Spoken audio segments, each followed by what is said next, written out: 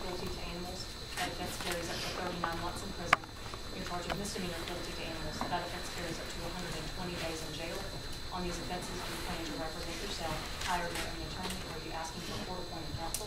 I'm going to hire my own attorney. You'll see the clerk for me, sir, and sign a waiver of counsel. Your new court date will be February the 8th in courtroom 302. Your Honor, the state would like to be heard as to Mr. Simpson's bond. Yes, ma'am. Mr. Simpson, I'm going to stand right there and hear from the state with respect to the bond, and then I'm going to sign that waiver of counsel. Ms. Croom?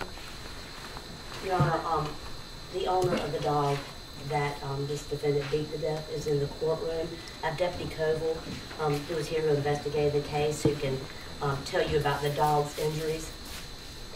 This defendant was given a $2,500 secured bond. We will be asking that you increase that to $50,000 secured. Deputy Koval has learned through text messages from this defendant's girlfriend, who is the daughter of Ms. Croom, that they are planning on leaving and going to Florida. She's also the same victim in a case in Brunswick County where this defendant was charged with hurting a kitten that was hers, that they were unable to prosecute because she was not cooperative. That's Alyssa Croom, his girlfriend.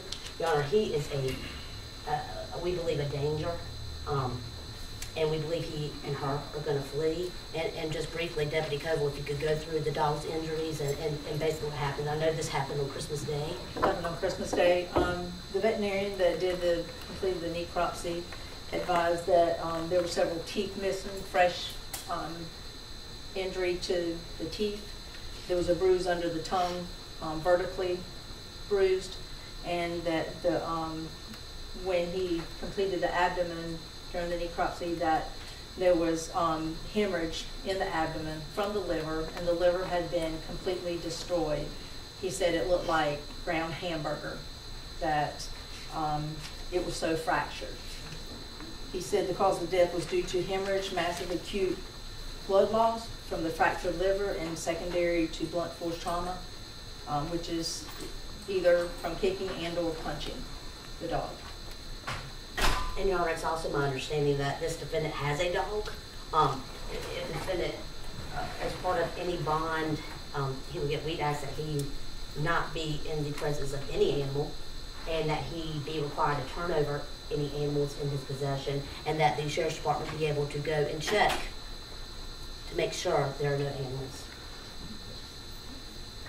Mr. Simpson, is there anything that you would like to know with respect to the DA's request that the bond in this case be increased?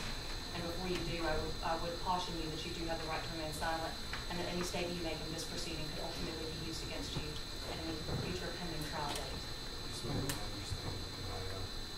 I want to apologize for my actions, firstly, and two, we have already gotten rid of my dog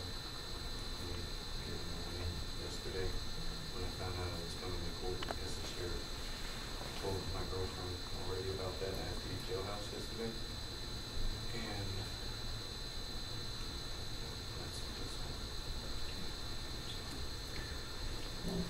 Mr. Clark, I'm going to increase the bond in this case to be $100,000 secured.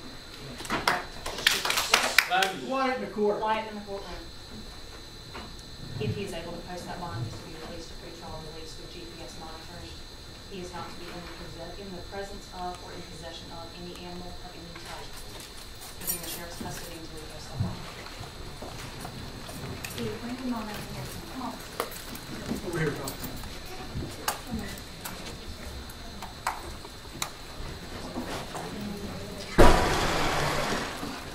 Direct her to come back in here.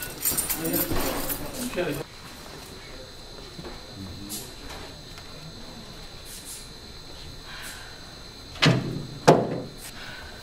And do you understand where you are today? Where are you? Do you believe that it is appropriate to behave in a way that disrupts a court proceeding because you are unhappy or in any way upset about something that may have happened? I'm going to allow you to leave this courtroom. I'm not going to address your behavior any further. Turn around and quietly leave this courtroom.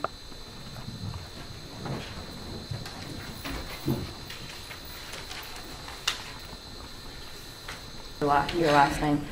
Give us your side of the story about what happened on Christmas Day. Yes, ma'am. We were at my grandparents' house, and my boyfriend, Christopher Simpson, had called me and told me while we were there, we had just got done eating and all doing the presents and stuff. Don't be talking. Read the law, you said don't be talking.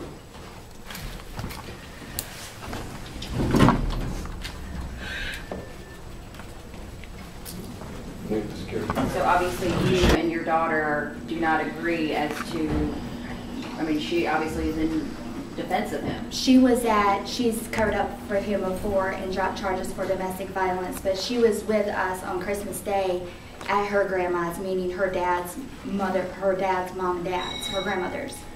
And she was with us, and he kept calling her phone consistently, nonstop, trying to figure out where she was at. And whenever he called her and said he bit him, we left. And his thing was, if we wouldn't have got there when we did, he would have took him in a crate and took him somewhere and tell us that he ran away. But I knew due to past domestic violence and animal cruelty charges that this doesn't surprise me that he would do something. I mean, all I'm going to say is if watch who you allow in and outside of your house.